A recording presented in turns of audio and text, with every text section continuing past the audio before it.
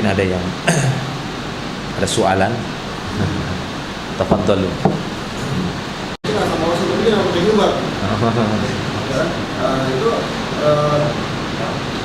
apa namanya? Kira-kira caranya bagaimana? Anak saya ketika masih kecil tanya, bagaimana saya bisa mencintai Rasul padahal saya tidak pernah mencintai Rasul. Iya, iya. Karena mengatakan cinta itu mudah, tapi itu kan dari dalam hati gitu. Iya, iya. Tidak ada yang tahu kecuali Allah dan Allah saja yang tahu. Kira-kira bagaimana tips-tipsnya gitu? Iya, iya. Ya, di sana ada satu firman Allah Subhanahu wa taala. Allah taala berfirman, "Qul in kuntum tuhibbunallah fattabi'uni yuhibbukumullah wa yaghfir lakum dzunubakum wallahu ghafurur rahim." Katakan ya Muhammad, yaitu kepada orang-orang yang mengatakan bahwasanya mereka cinta kepada Allah. Ya, qul in kuntum tuhibbunallah fattabi'uni. Katakan seperti itu ya Muhammad kepada mereka. Kalau kalian benar-benar cinta kepada Allah, ittiba kepadaku. Yuhibbukumullah, Allah akan cinta kepada kalian. Jadi didapati di satu jalan keluar bahwasanya ketika manusia mengatakan cinta kepada Rasul, cinta kepada Allah, pembuktiannya adalah dengan ittiba. Itu saja pembuktiannya. Karena yang namanya masalah cinta itu masalah hati tidak diketahui. Hanya saja pembuktiannya yang bisa disaksikan. Karena sesungguhnya jika memang hati itu benar kata Rasulullah, maka perbuatan juga akan benar. Tapi kalau hatinya itu sudah salah, maka perbuatan akan salah. Ya, ala wa inna fil jasadi mudghah idza saluhat saluhal jasadu kullu wa idza fasadat fasadal jasadu kullu ala wahyal qalb. Ketahuilah oleh kalian, sesungguhnya di dalam tubuh kita ini ada segumpal daging. Kalau dia baik, baik seluruhnya. Kalau rusak, rusaklah seluruhnya. Kalau memang hati seseorang itu benar-benar cinta kepada Rasulullah sallallahu alaihi wasallam, pasti anggota tubuhnya akan ittiba, akan mengikuti apa yang dicontohkan oleh Rasulullah sallallahu alaihi wasallam. Tapi walaupun lisannya mengatakan saya cinta kepada Rasulullah, hati saya benar-benar cinta kepada Rasulullah, tapi dia mengingkari apa yang diajarkan oleh Rasulullah. Seperti tadi, kami cinta kepada Rasulullah tapi nggak pakai jilbab. Gitu ya. Ya itu namanya cinta yang dusta, kan begitu ya. Cinta yang dusta, nggak dibuktikan. Dan hatinya itu dari situ justru bisa kita nilai bahwasanya orang ini tidak benar cintanya walaupun dia mengatakan cinta kepada Rasulullah sallallahu alaihi wasallam. Nah, demikian. Allah apa namanya? Kalau yang saya beritahu itu anak saya dengan cara mengetahui sejarah Rasulullah misalnya. Oh gitu. Mengetahui sunnah beliau. Iya, iya. Sunnah beliau, karena kita akan mendengar akhlak beliau. Iya, iya. Sehingga kita akan mendengar budaya beliau. Iya. Itu lebih baik. Nah, iya. Artinya kalau kepada anak-anak, ya kepada anak-anak, maka kita berusaha untuk memperkenalkan Rasulullah Shallallahu Alaihi Wasallam kepadanya. Jadi sedini mungkin ya. Artinya dari kecil kita sudah berusaha memperkenalkan Rasulullah. Ada di antara kesalahan para orang tua tatkala memberikan pelajaran-pelajaran kepada anak-anaknya. Ini sebatas satu koreksi para ulama kan gitu ya. Ketika mereka mengatakan misalnya nak sholat nak, kan gitu ya. Nak sholat nak. Kalau enggak nanti bapak pukul. Nah ini kurang tepat sebenarnya. Tapi nak sholat nak, karena sungguhnya ya kamu akan mendapatkan cinta Allah Subhanahu wa taala dan Rasulnya. Atau nak sholat nak, karena sungguhnya ini merupakan perintah dari Rasulullah Shallallahu Alaihi Wasallam. Nah ini baik, ini ajaran yang baik, karena sebaik-baik yang harus diperkenalkan kepada anak kita kan gitu ya adalah Rasulullah, Allah dan Rasulnya. Nah dengan cara seperti itu, sehingga telah sudah tertanam sedini mungkin di dalam hati anak tersebut ataupun di dalam benaknya bahwasanya dia memuliakan Rasulullah Shallallahu Alaihi Wasallam. Dan memungkinkan nanti ketika dia dewasa mudah baginya untuk mengikuti Rasulullah Shallallahu Alaihi Wasallam. Ya dengan memperkenalkan seperti itu, menceritakan bagaimana kemuliaan Rasulullah Shallallahu Alaihi Wasallam kepadanya. Kemudian ketika kita memerintahkan suatu kebaikan, maka kita katakan Rasulullah bersabda bahwasanya seperti ini. Ya karena saya membiasakan seperti itu kepada anak saya, sehingga satu saat saya terjadi keliru, maka dia langsung mengatakan, Abi, Rasulullah bersabda. Saya jadi malu kan gitu ya. Oh iya, apaan saya bilang kan gitu ya. Nggak boleh kan gitu kan. Jadi saya kan pernah mengoreksi bahwasanya Rasulullah melarang kita makannya berdiri, karena dia makan berdiri. Kalau gitu duduk Abi, ya duduk. Nah kebetulan saya lagi makan, mau ngambil gelas atau saya lupa gitu ya, sambil ngunyah. Abi, nggak boleh, Rasulullah melarang makan berdiri. Oh ya, saya duduk dulu, habiskan dulu. Habis baru saya berdiri. Ya seperti itu anak. Ya? Itu bukan makruh ya? Enggak, tidak boleh makan berdiri. Minum itu sama. Kalau minum baru di sana ikhtilaf para ulama. Kalau Iya. makan pasti. Kalau makan itu tidak boleh berdiri. Bahkan didapati saya lupa, iya dimuntahkan. Saya lupa Abu Bakar enggak, makan juga itu. Abu Bakar itu makan jelas lebih ini, makan lebih berat daripada minum. Yang saya baca Iya. itu dimuntahkan. Tapi tidak jumpa utas Minum, Makan. makan. Oh gitu ya. Iya ada itu. Yang saya Insyaallah. minum, dimuntahkan. Oh gitu. Iya makan. Justru para ulama mengatakan makan jelas lebih berat. Artinya bentuk pelarangannya kan gitu ya, daripada minum berdiri, daripada makan berdiri. Iya karena gitu ya. Kenapa? Karena dari sisi juga kan perbuatan itu jelas lebih ringan minum. Itu makan kan memang membutuhkan ketenangan kan gitu ya. Kalau makan sambil berdiri itu jelas. Nah, Allah a'lam bishawab. Jadi ya seperti itu, mendidik anak itu untuk mengenalkannya kepada Rasulullah Shallallahu Alaihi Wasallam sehingga ya di dalam dirinya kan gitu ya sudah tertanam bagaimana kecintaan kepada Rasulullah Shallallahu Alaihi Wasallam. Sifat-sifat mulianya. Ya, dengan sifat mengenalkan kepadanya sifat-sifat mulia Rasulullah, ya adab-adabnya dan semisalnya.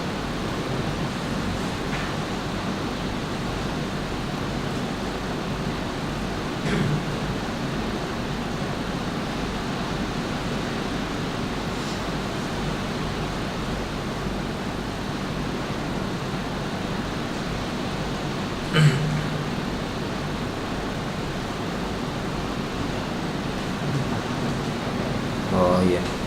Di sini ada pertanyaan yaitu ya kurang lebihnya berkaitan dengan penyebutan sholat ataukah sembahyang. Apa perbedaan perkataan sholat dengan perkataan sembahyang? Nah, perkataan sholat pernah dilihat atau ada gitu ya, pernah dilihat di dalam Al-Quran dan juga sembah. Tapi bagaimana pula dengan sembahyang? Apakah perkataan sembahyang punya pengertian yang khusus? Karena di negara ini sering menggunakan perkataan sembahyang daripada perkataan sholat dengan penjelasan. Iya. Ya jelas yang lebih utama menggunakan kalimat yang langsung dari Al-Quran gitu ya, sholat. Karena makna sholat itu artinya ya doa kan gitu ya, makna sholat. Adapun sembahyang itu bahasa terjemahan mungkin, kan gitu ya, bahasa terjemahan. Ya seperti Rob, ya Robbi, ketika diterjemahkan ya Tuhanku, gitu ya. Itu bahasa terjemahan. Namun Allah alam bisawab, saya juga nggak mengetahui apa makna sembah dan yang kan gitu ya. Sembah, jadi seakan-akan gabungan antara sembah dan yang gitu ya. Ada setengah orang menulis yang itu bukan orang dulu. Tapi disebutkan sembahnya, perkataan yang biasa disebut. Jadi diterapkan. Iya. Bukan yang. Jadi Bukan yang. Iya. Jadi begini. Terkadang kita dapati ada bahasa-bahasa terjemahan kan gitu ya. Bukan bahasa Arabnya. Jelas kalau menggunakan bahasa Arab itu jelas tidak ada masalah kan gitu ya. Menyebutkan sholat, ya jelas itu utama, nggak ada masalah, jelas itu yang sangat utamanya. Tapi bagaimana dengan penyebutan terjemahan yang mungkin di sana asal bahasa tersebut bukan dari bahasa Islam, artinya dari bahasa satu kaum yang kaum itu dikenal ya menggunakan kalimat itu untuk satu kesyirikan kan misalnya gitu ya, atau untuk Tuhan yang mereka, kepercayaan mereka.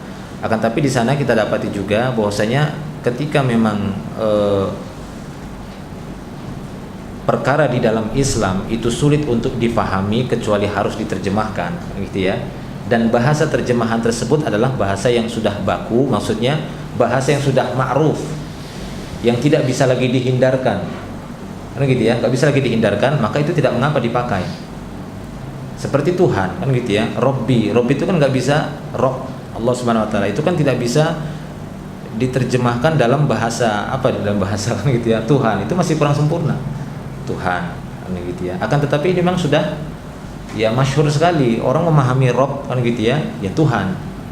Walaupun yang mereka maksud itu adalah Rabb kan gitu ya, cuma lebih apa gitu ya, untuk lebih memahami maknanya, maka mereka mengatakan oh Tuhan, yang dimaksud Tuhan.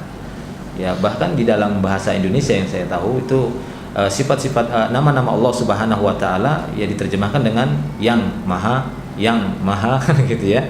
Ar-Rahman yang maha pengasih, Ar-Rahim yang maha penyayang, begitu saya terjemahkannya. Karena memang itu yang bisa memahamkan orang. Karena kalau kita sebut apa itu Ar-Rahman, ditanya kita Ar-Rahman apa ya, kan gitu ya. Ya jelas kita akan membawa bahasa yang sudah bisa mereka pahami. Nah, gitu ya. Artinya terjemahan itu kan sebagai pembantunya saja untuk membantu memahami sesuatu. Tapi bukan berarti Ar-Rahman sama dengan yang maha pengasih. Itu nggak sempurna, nggak sama itu. Itu hanya sebatas terjemahan sebagai takribul faham namanya. Hanya sebatas untuk mendekatkan pemahaman. Iya, mendekatkan pemahaman.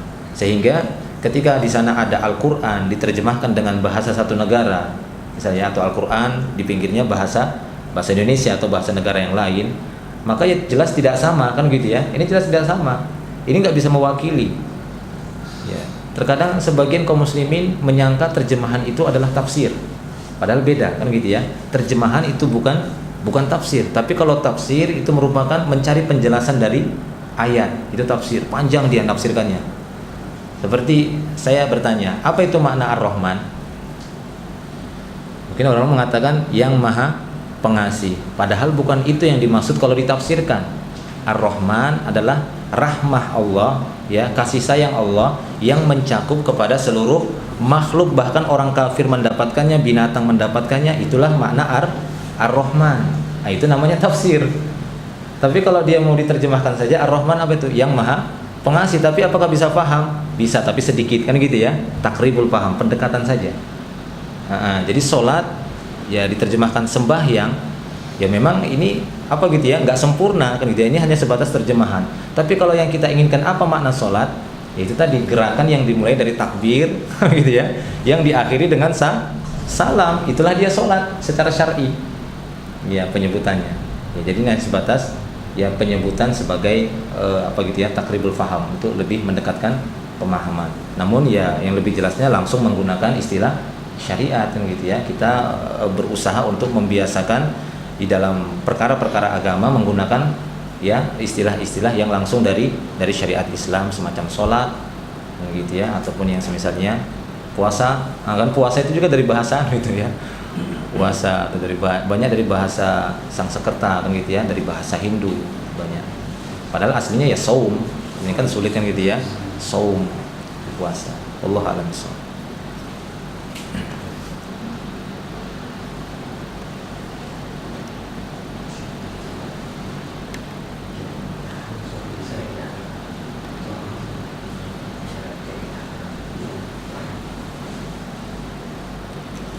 Sewaktu mengerjakan sholat wajib, dimulai takbiratul ihram, doa iftitah, ta'awudz, basmalah, dan al-fatihah. Ya benar. Terus apa? Oh, apakah surah ya seterusnya dibacakan basmalah ataupun terus saja dibaca surahnya selepas Al-Fatihah? Maksudnya setelah baca Al-Fatihah kan ada baca surat pilihan gitu ya. Kemudian ketika membaca surat pilihan itu membaca bismillah atau langsung membaca suratnya gitu. Oh, gitu ya. Ya tergantung surat pilihan itu dia baca dari awal ataukah potongan ayat. Ya, itu berbeda. Kalau dia baca dari awal maka dia harus mengulang bismillahnya lagi. Misalnya waladhdallin amin kan gitu ya, dan dia ingin membaca ya qul a'udzu birabbin nas gitu ya, surah An-Nas ya bismillahirrahmanirrahim, qul a'udzu birabbin nas malikin nas. Karena ucapan bismillah itu disyariatkan di awal surat. Akan tetapi ketika dia membaca potongan-potongan yang ayat yang panjang, potongan dari ayat dari satu surat diambil, maka tidak perlu dia memulainya lagi dengan bismillah, tapi cukup dia dengan ta'awudz.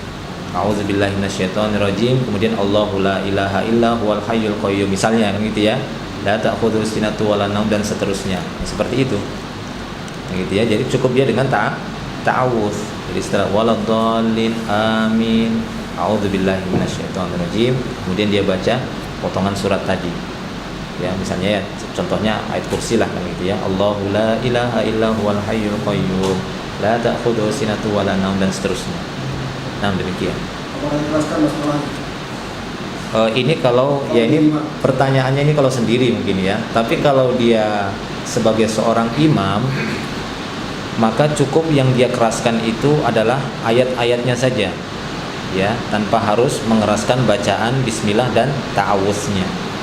Adapun masalah apakah bismillah di dalam sholat yang jahar, dalam sholat gitu ya, sholat jahriyah, bismillahnya itu dikeraskan ataukah disirkan, maka ini memang perkara yang ya khilaf. Tapi kalau kita melihat langsung ya tata cara sholatnya Nabi SAW, maka didapati beliau ya membuka bacaan tersebut langsung dengan alhamdulillah, alhamdulillahirabbil alamin, arrahmanirrahim. Atau ketika beliau membaca surat pilihan, langsung beliau membaca suratnya tanpa mengeraskan bacaan bismillahnya atau ta'awudznya, tidak dikeraskan oleh Rasulullah SAW.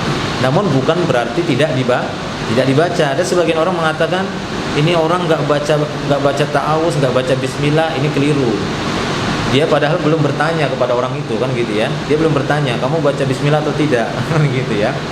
Dia baca tapi mengikuti tata cara Rasulullah, yaitu disirkan, ya, disirkan.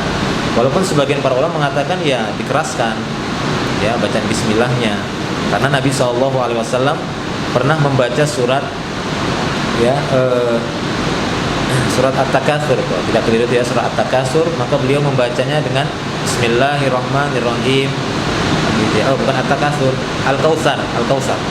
Bismillahirrahmanirrahim, inna a'tainakal kautsar, dan seterusnya. Nah, ini dijadikan oleh para ulama sebagai dalil bahwasanya tidak mengapa ketika sholat mengeraskan bacaan bismillahnya. Jadi nggak ada masalah. Ini jangan dibuat jadi masalah ini kan gitu ya. Karena ini perkara yang di sana ada kelonggaran lah di sana. Tidak sampai kepada benar dan salahnya kan gitu ya. Cuma berbeda pendapat saja. Wallahu a'lam. Kalau di luar sholat, kalau nyambung, kita perlu baca basmalah. Gimana ulangi? Menyambung ayat Ya. dalam sholat, kita perlu baca basmalah. Kalau dalam rakaat yang kedua, kita menyambung, kita baca basmalah. Rakaat yang kedua, Sekiranya disebut sesudah tadi, kita perlu baca basmalah. Misalnya apa itu di rakaat pertama setengah, di rakaat pertama setengah, di rakaat kedua setengah, di rakaat kedua nggak perlu bismillah lagi kan? oh begitu ya. Artinya dia ingin membaca satu surat pilihan ini ya, yang jadi pembahasan. Dia ingin membaca satu surat, tapi untuk 2 rakaat, ya kan? Itu maksudnya ya. Maka bagaimana dengan rakaat yang kedua? Apakah dia harus membaca bismillah lagi atau tidak gitu ya? Iya, ya tidak perlu dia membaca bismillah langsung. Tapi kalau di luar sholat, bagaimana? Sekiranya saya baca Baqarah belum buka surat hari ini, Ya, esok saya sambung, Ya. baca basmalah. tidak perlu baca bismillah. Saya bukan mengatakan tidak boleh ya. Bukan tidak boleh baca bismillah. Jadi Tidak perlu. dalam sholat, luar sholat sama. Sama. Jangan nanti salah paham kan gitu ya. Bukan tidak boleh membaca bismillah. Karena para ulama juga mengatakan boleh saja.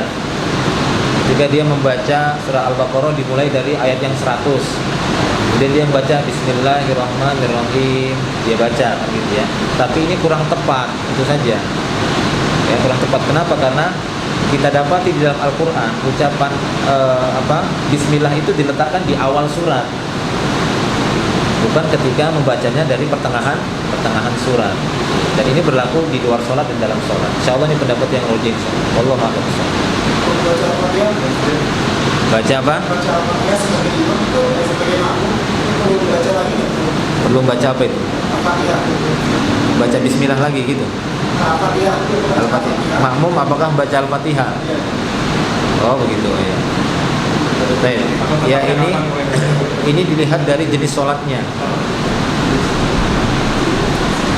Bagi seorang makmum, jika dia mengikuti sholat yang jahriyah gitu ya, di mana imamnya tersebut mengeraskan bacaan, maka dia diam. Kenapa? Karena Allah Subhanahu wa taala berfirman, "Wa idza quri'al Qur'an fastami'u lahu wa ansitu la'allakum turhamun." Apabila dibacakan Al-Qur'an, maka dengarkan dan diamlah, semoga kalian dirahmati. Dan para ulama membawakan ayat ini juga berlaku ketika seorang makmum sedang mendengar imam membaca Al-Fatihah, maka dia diam. Kecuali nanti setelah imam mengucapkan waladhdallin, amin, kemudian dia memberikan jeda, ya, tidak langsung membaca surat pilihan, tapi ada waktu yang dia berhenti di sana, maka di sana kita boleh membaca Al-Fatihah, surah Al-Fatihah.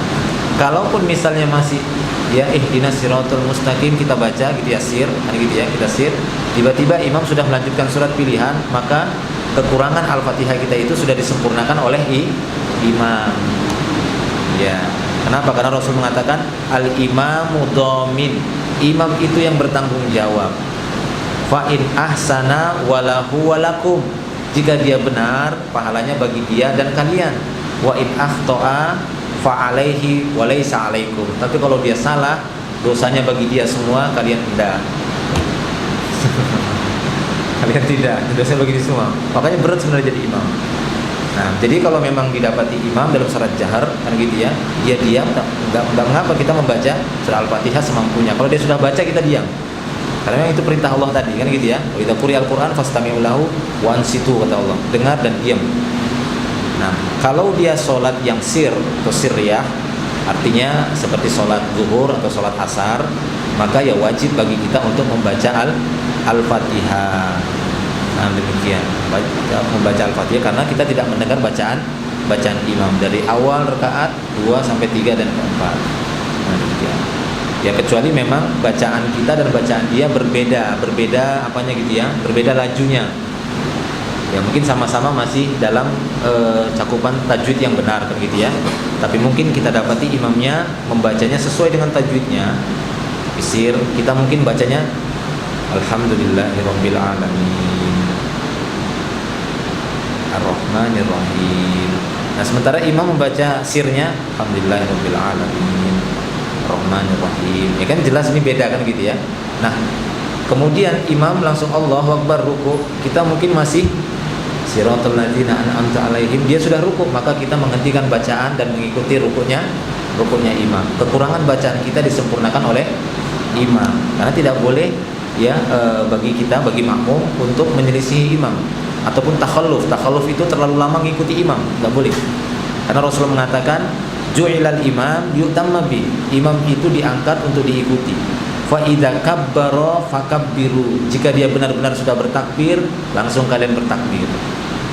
Ya, fa idza raka'a farka'u, jika dia benar-benar sudah ruku, barulah kalian ruku. Jangan nanti dia ruku kalian masih sibuk baca, kan itu maksudnya. Ya, fa idza sajada, jika dia benar-benar sujud, sujudlah kalian, baru bergerak sujud. Jika dia bangkit, kan gitu ya, jangan sujud terus masih baca, imam sudah bangkitlah kalian. Nah, seperti itu dia tata tertibnya. Ya, yang dalam mengikuti imam. Walaupun bacaan kita belum sempurna, kecuali lagi didapati imam yang benar-benar tidak kelihatan tumakninahnya. Allahu Akbar, dan ikuti. Allahu Akbar, subhan sami Allahu liman hamidah. Masih bilang subhana, kita udah sami Allahu liman hamidah. Itu ya, Allahu Akbar. Nah, kalau yang seperti ini kita sempurnakan bacaan kita yang paling minimalnya sekali kita baca. Ya, minimalnya sekali. Enggak apa-apa walaupun kita takhalluf, dia sudah sujud kita masih baru Subhanallah Rabbana lakal hamd, dia sudah gini, ya tidak apa-apa, itu kesalahan dia. Ya, itu kesalahan dia. Wallahu a'lam bishawab. Di sini enggak ada, alhamdulillah. Kalau di sana banyak. Di tempat kampung saya banyak.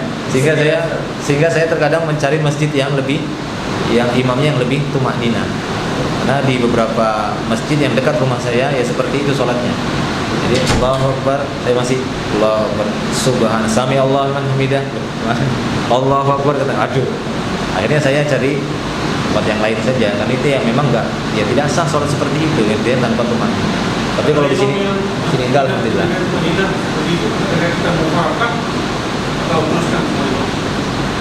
Kalau kita baru mengetahui yang pertama kali, maka ikuti terus. Iya. Tapi kalau sudah kita ketahui dia memang seperti itu sholatnya terus, maka jangan berimam dengan dia, kan gitu.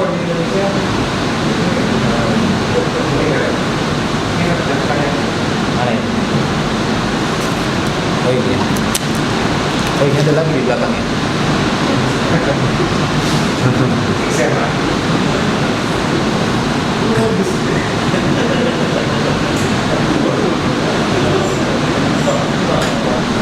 Ya, di sini ada pertanyaan.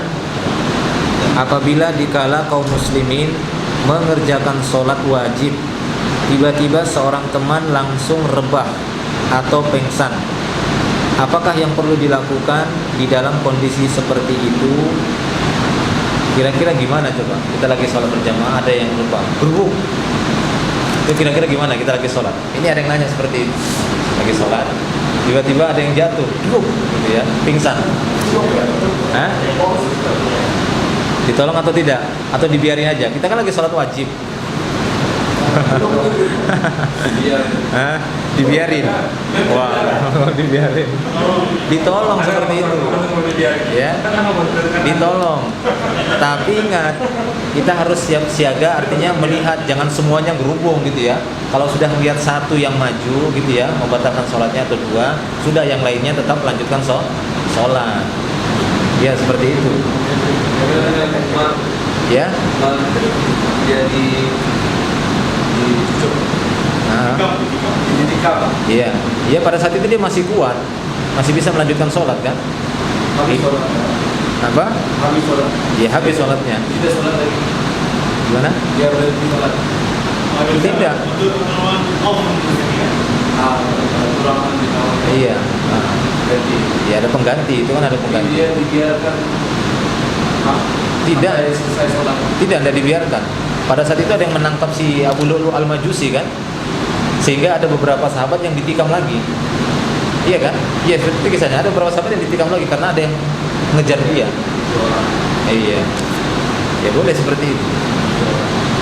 Dan kalau kita pelajari bagaimana tata cara sholat Nabi SAW, seperti beliau memerintahkan jika kalian sholat, ya kemudian mendapati ada dua aswadan. Tahu dua aswadan ya? Ular sama kalajengking lewat, maka bunuh kata Rasulullah. Bunuh. Nah itu kan berarti bergerak toh? Hah? Iya aswadan itu maksudnya ular yang hitam yang berbahaya itu, bukan ularnya si Anu. Aswadan. Boleh, artinya dia bergerak. Kalau anak ditangkap, ya? Anak minta diangkat. Iya. Kita lihat kan Rasulullah pernah menggendong Umamah ketika sholat, gendong. Ketika berdiri, ketika mau ruku atau sujud, beliau meletakkan lagi. Ya bahkan pernah ketika Rasulullah mengimami sholat, beliau membawa Hasan Hussein. Ya, kemudian Rasulullah mengimami sholat. Ketika beliau sujud, didapati beliau nggak bangkit-bangkit. Sehingga ada salah seorang sahabat pun mengangkat kepalanya ngelihat. Dikirain Rasulullah nanti sudah gimana kok nggak bangkit-bangkit, ini ada apa kan gitu. Dikirain nanti Rasulullah meninggal dunia. Maka bangkitlah salah seorang sahabat. Ternyata dilihat di punggung Rasulullah ada cucunya lagi main kuda-kudaan. Nah demikian. Ya artinya para ulama mengatakan hukum sholat itu memang harus tenang kan gitu ya, diam dan tidak boleh banyak bergerak. Kecuali di sana memang ada kebutuhan untuk bergerak.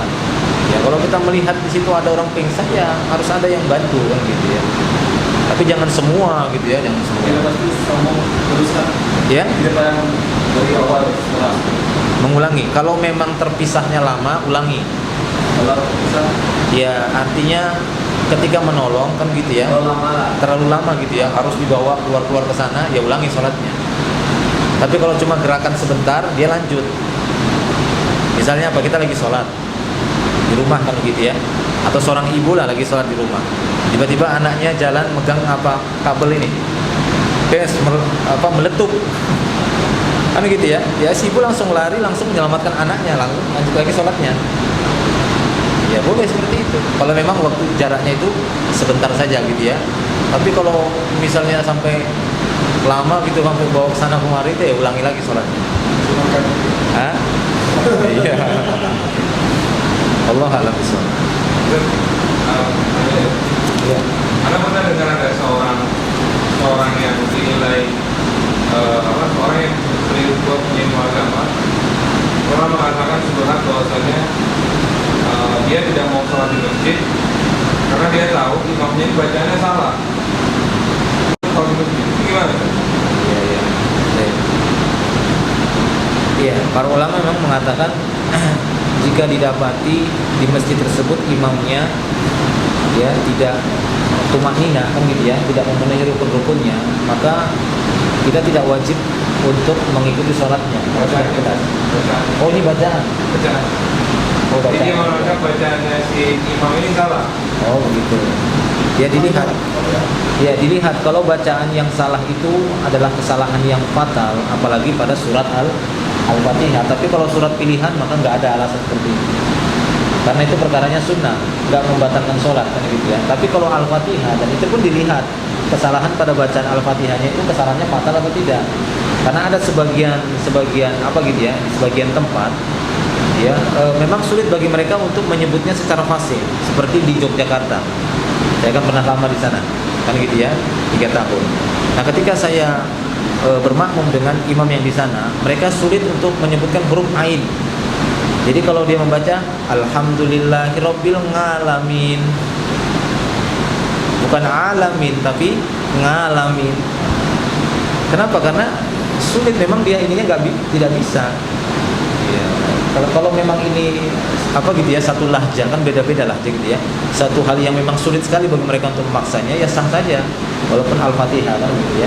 Tapi kalau memang bacaannya tersebut bacaan Al-Fatihahnya kesalahannya memang sangat fatal kan gitu ya, banyak sekali kesalahannya, panjang pendeknya kan gitu ya. Kalau panjang pendeknya kan memang harus bisa kan gitu ya. Jadi tadi kan masalah huruf itu mungkin ada sebagian tempat memang dia tidak bisa. Di Pakistan aja kadang bilang to sama zo itu susah mereka bilangnya, to sama zo. Tapi kalau dia harokat itu ya nggak ada uzur, tidak ada alasan. Ya, semacam dia mengatakan misalnya alhamdulillahirabbil alamin gitu kan, itu ya jelas salahnya kan gitu ya. Maka yang seperti ini ya silahkan saja dia tidak ikut sholat dengan imam itu, tapi seharusnya dia melakukan dialog terlebih dahulu kan gitu ya, memberikan nasihat. Karena sebenarnya kalau dia mengganti imam itu bukan hak dia kan gitu ya, itu bukan tugasnya. Atau dia bisa melaporkan kepada ya pihak penguasa yang bisa menyelesaikan masalah keimaman sholat tersebut ya, apakah dia diganti ataupun yang lainnya. Wallahu a'lam. Kalau memang tidak ada jalan yang lain, memang harus dia ditinggalkan gitu ya, ditinggalkan, jangan sholat di belakangnya, ataupun mencari masjid yang lain. Nah itu begitu ya, masjid yang Jadi lain. hukum wajibnya tetap sholat di masjid wajib Ya tetap wajib kan gitu ya, tetap wajib baginya untuk sholat berjamaah. Karena udzur-udzur untuk meninggalkan sholat berjamaah itu sudah ditentukan oleh syariat. Itu kan perkara-perkara yang di luar dari apa yang disebutkan di dalam syariat Islam. Seperti hujan, itu kan ditentukan oleh syariat bahwasanya hujan sebagai uzur bolehnya kita nggak ikut sholat berjamaah, hujan atau karena sakit, itu jelas uzurnya. Yang wajib berjamaahnya atau masjid? Ya? Yang wajib berjamaahnya atau di masjid? Ya berjamaah di masjid, di sholat 5 waktu. Karena saya pernah dengar yang wajib berjamaahnya bukan masjidnya. Oh, berjamaah di masjidnya dua-dua, iya. Berjamaah di masjid, artinya bukan ke masjid kemudian nggak berjamaah, ataupun mengambil jemaahnya saja tapi di rumah nggak di masjid. Ya dua-duanya keliru kalau seperti itu. Berjamaah di masjid. Nah. Dan dia mengatakan kalau wajib itu kalau kita mendengar azannya, kalau kita nggak mendengar azannya kita jauh dari masjid itu nggak wajib. Ya ada sebagian para ulama berpendapat demikian. Ada. Jadi yang menjadi patokan itu, ya yang menjadi atau patokan ya. Menjadi alasannya itu apakah mendengar azan ataukah tidak. Kalau memang dia tidak mendengar azan, maka tidak mengapa dia tidak mendatangi sholat berjamaah di masjid tadi dari sholat 5 waktu. Akan tetapi sebagian para ulama tidak memilih pendapat ini. Kenapa? Karena dia sudah mengetahui waktu-waktu sholat. Iya, dia sudah mengetahui waktu-waktu sholat. Kalau memang dia sudah mengetahui waktu sholat, ya hendaklah dia mendatanginya walaupun dia tidak mendengarkan azan. Karena nanti kalau ini dijadikan alasan, semua orang akan mengatakan tidak dengar azan kan gitu ya.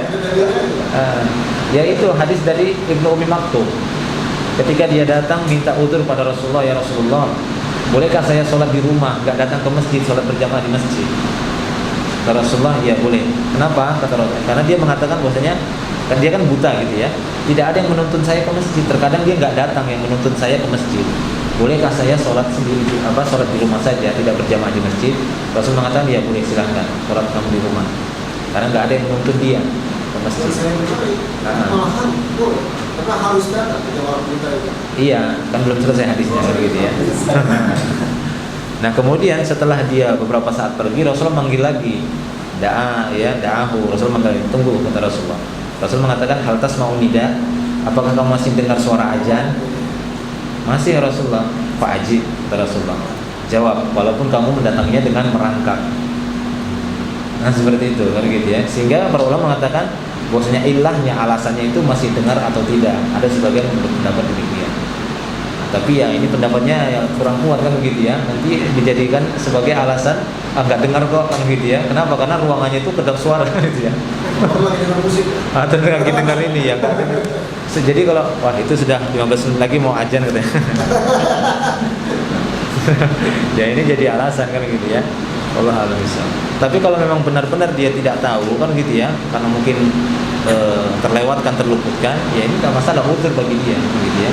Udzur bagi dia insyaallah. Allah alam bisa.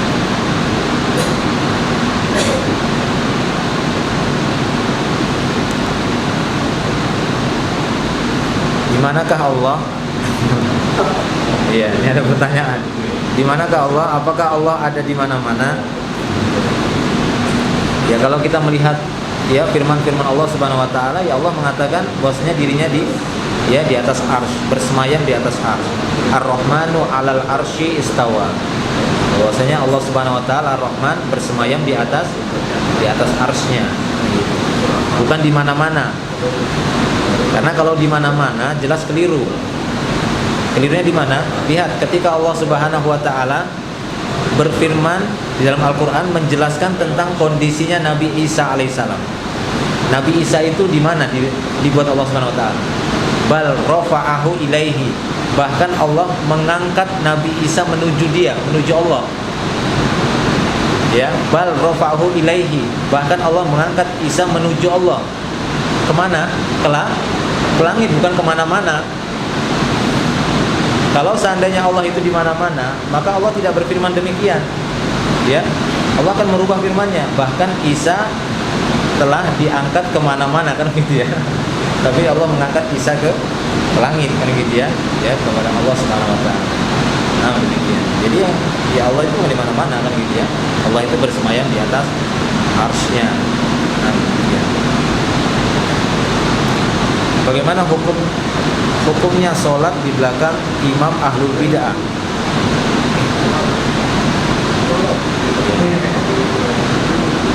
Kalau memang benar dia adalah imam ahlul bid'ah, maka tidak boleh sholat di belakangnya.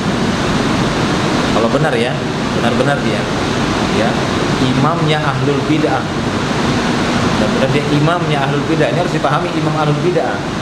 Benar-benar dia pemimpin pelaku kebid'ahan, kan gitu ya. Pemimpinnya dia, imamnya. Ya, kalau saat ini saya belum mendapati siapa imamnya ahlul bid'ah kan gitu ya, ahlul bid'ah. Ya di sini kan gitu ya. Kalau di Indonesia saya dapati. Dan itu tidak semua pelaku kebid'ahan itu dikatakan ahlul bid'ah. Tapi ini benar-benar ahlinya kan gitu ya, imamnya. Baik itu dia pencetusnya ataupun dia adalah seorang yang mempelopori ataupun yang melestarikan perbuatan bid'ah itu, ataupun berusaha untuk menolong, menyebarkan dan mengajak manusia kepada perbuatan bid'ah tersebut, dan diketahui dia melakukan itu, maka tidak usah kita sholat ya bersama dia. Namun ini pun dilihat kemaslahatannya, gitu ya, lihat kemaslahatannya. Allah alam. Tapi intinya ya, kita jangan tergesa-gesa langsung memvonis orang itu adalah imam ahlu bid'ah. Gak boleh sholat bersama mereka, jangan dulu gitu ya, karena boleh jadi dia cuma ikut-ikutan saja. Karena yang dikatakan ahli itu benar-benar dia pakar dalam bidang bid'ah. Kalau semua kita katakan ahlu bid'ah, jangan-jangan ketika kita bertanya kepadanya, kamu berbuat bid'ah ya? Apa itu bid'ah? Merek makanan ya? Bid'ah saja mungkin dia tidak tahu apa artinya, kan gitu ya. Jadi jangan kita tergesa-gesa mengatakan bahwasanya ini ahlu bid'ah nggak boleh sholat sama mereka, ya tidak.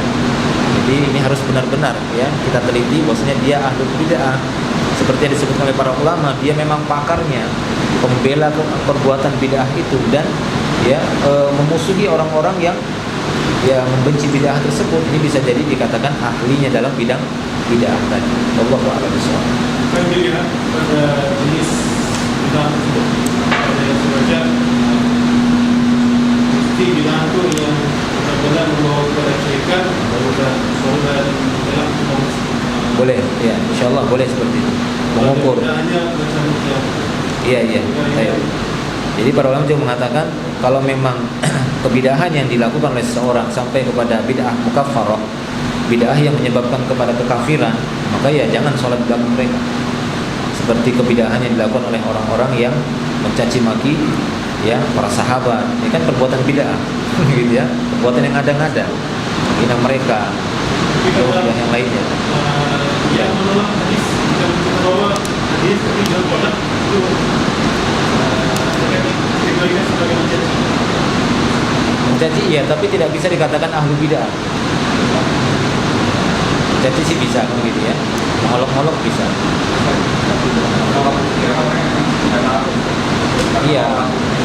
Iya, saya paham itu.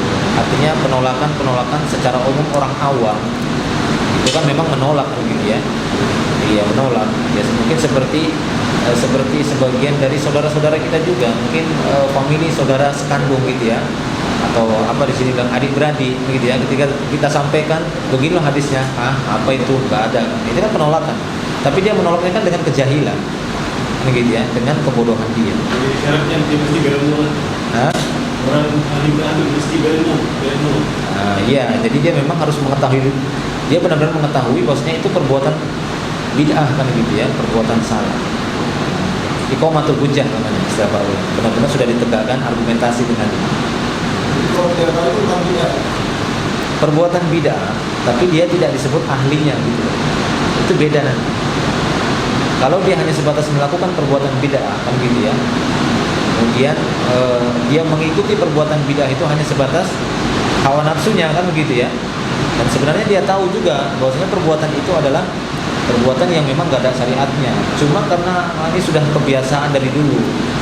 Nah, ini tidak bisa langsung kita katakan dia ahli bid'ah, tapi pelaku kebid'ahan begitu ya, bukan ahlinya. Masalah kalau di sini kan yang definisi bid'ah itu tidak ada contohnya. Iya. Sementara hadis itu ada ratusan ribu. Bagaimana kita bisa tahu tidak ada contohnya sementara kita tidak tahu hadis ratusan ribu? Ya, dilihat dari jenis amalnya. Seperti sholat kan nggak kita katakan hadisnya seratusan ribu kan gitu ya. Nah, dilihat jenis amalnya. Kalau dia memang di sana melakukan satu amalan, contoh apa, sholat, dia melakukan sesuatu perbuatan di dalam sholat, caranya A atau B, padahal memang nggak dikenal sholat Nabi seperti itu, ya itu perbuatan bid'ah namanya. Jadi tidak harus menjadi syarat dia harus mengetahui ratusan hadis, tapi dia harus mengetahui ya amal-amal tersebut sesuai tidak dengan cara Rasulullah kan gitu ya. Dan dia tidak harus menghafal redaksi hadisnya, tapi yang dia perlukan adalah bagaimana dia melakukan sholat itu memang sesuai dengan sholatnya Rasulullah, semahamnya seperti itu. Walaupun dia tidak menghafal hadis-hadisnya, itu cukup gitu ya. Itu yang tidak cukup itu apa? Misalnya kalau misalnya kita baca Quran kan, syaratnya adalah atau tajwid itu ketika kita tahu tajwid itu dikatakan sudah bisa Quran dibaca. Jadi begini. Kalau bisa dibatas lagi hadis tadi itu wajib kita mengenai hadis. Itu hadis dengan sekali. Iya, kapan kita dikatakan sudah tahu hadis? Iya. Artinya begini, cukup yang dimaksud, dia mengetahui perkara-perkara di dalam sholat. Dengan perkara tersebut diterimalah sholatnya. Kan itu ya. Itu cukup. Walaupun di sana ada perkara-perkara sholat yang dia sebagai penyempurna sholat saja. Jika ini dia tinggalkan, maka tidak mengapa kan gitu ya. Yang terpenting dia sudah tahu perkara-perkara sholat yang bisa menjadikan sholatnya itu diterima. Itu yang terpenting. Itu cukup baginya seperti itu. ya untuk mencari hadis-hadisnya ataupun mencari ilmunya. Itu tuh. Terus belajar sendiri ya, nggak boleh dari Ustaz itu nggak boleh. Ya boleh ya, belajar itu ya dari guru. Iya, harus belajar itu dari guru. Walaupun kita terkadang dibantu dengan membaca sendiri kan gitu ya, tapi jangan hanya bersandar dengan ya belajar sendiri kan gitu ya, karena sesungguhnya boleh jadi ada kesalahan-kesalahan pada bacaan kita gitu ya, pemahaman kita, sehingga butuh penjelasan dari para guru. Kalau sebaliknya gimana? Kalau misalnya gurunya aja kita mengandalkan guru, sekarang guru mungkin tidak mengenali untuk Mengandalkan guru, tapi gurunya gurunya mungkin guru agama di SD dulu juga sekolah dasar. ya berusaha mencari guru yang baik. Ya, cari guru yang baik. Kalau misalnya sudah Hah? kalau sudah jelas-jelas ini ditinggalkan aja saja. Iya, berusaha mencari guru yang baik. Insya Allah.